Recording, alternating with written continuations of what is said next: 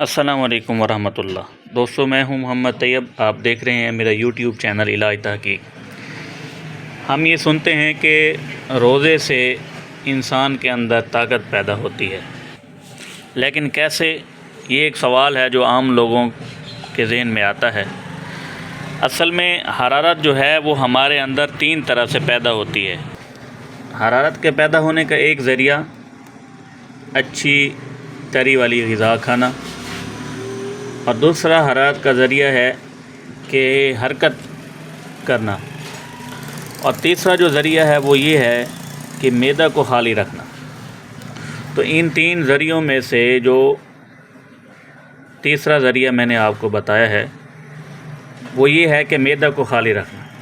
تو جب ہمارا معدہ خالی رہتا ہے سارا دن تو معدہ کے اندر حرارت پیدا ہوتی ہے، اور حرارت ہی طاقت کا نام ہے۔ تو پھر وہ معدہ سے پورے جسم کے اندر حرارت پھیلتی ہے، اور پورے جسم میں حرارت کے پھیلنے سے طاقت جو ہے وہ ہمارے پورے جسم میں پھیل جاتی ہے۔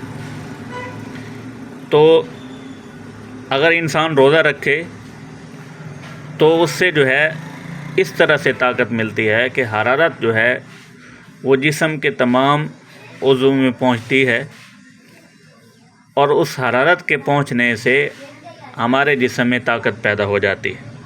اس لیے ہم کہتے ہیں کہ روزہ جو ہے وہ طاقت پیدا کرتا ہے۔ تو ایسا ہی ہے، روزہ طاقت پیدا کرتا ہے اور حرارت پیدا کرتا ہے، اور وہ جو حرارت ہوتی ہے وہ اصلی حرارت ہوتی ہے۔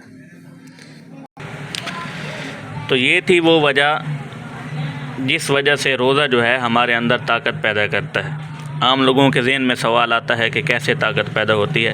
تو اس طرح سے جو ہے انسان کے اندر طاقت پیدا ہوتی ہے۔ اگر آپ کو یہ ویڈیو اچھی لگی تو لائک کیجیے اور چینل کو سبسکرائب کرنا نہ بھولیے گا۔ ملتے ہیں اگلی ویڈیو میں، تب تک کے لیے اجازت دیجیے۔ اللہ حافظ۔